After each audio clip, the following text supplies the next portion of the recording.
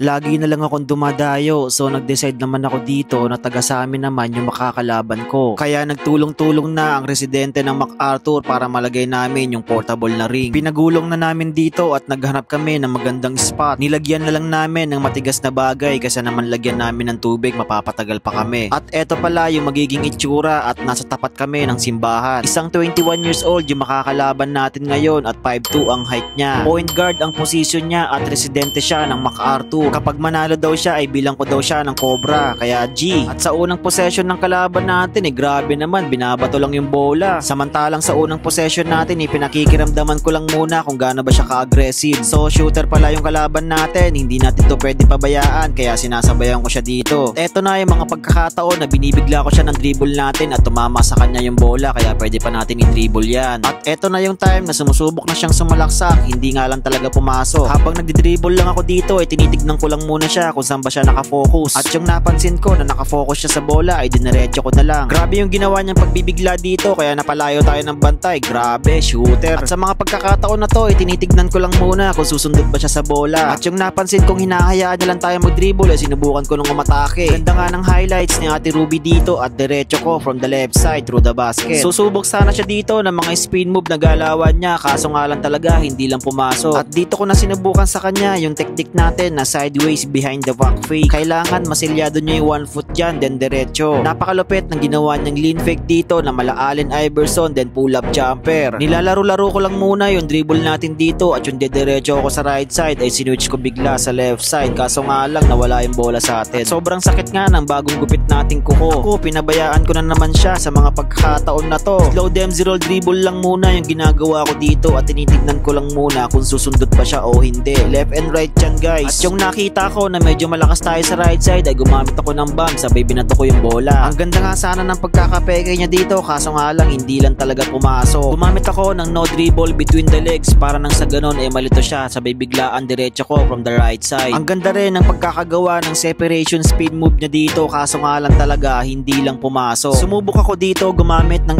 in out crossover then diretso from the left side then nilay up ko from the right hand. At sa mga pagkakataon na to ay dito na siya naghubad. Diniretso niya from the left side, wala na akong nagawa sa sobrang bilis. So napansin ko na hindi pa tayo tumitira sa labas kaya dito sinubukan ko at pumasok naman. Sa tingin ko nahihiya lang siya sa mga pagkakataon na to or baka hindi siya sanay sa ring. Kaya dito gumamit ako ng biglaang crossover then sinamahan ko na rin ng mga swing crossover. Then pumihit ako ng malakasan sa right side then speed move through the basket. At dito na siya sumubok kumuha ng space angle sa right side. Kaya yung pagka pull up jumper niya dito ay di na natin naabutan. Sumubok lang muna ako dito ng mga between the legs then sinadya ko dito napatamain sa legs natin kaso lang hindi siya sumundo. Kaya yung may mga pagkakataon na diretso ko sa left side ay tinira ko na lang. Yung hinold ko nga sa kanya yung bola dito grabe titira siya, napakalayo niyan pero grabe pasok na pasok. Last score na ako sa mga pagkakataon na to at gumamit ako ng 45 kalibre na shotgun. Hawakan niya yung bola at bumaba kaya na dribble pa.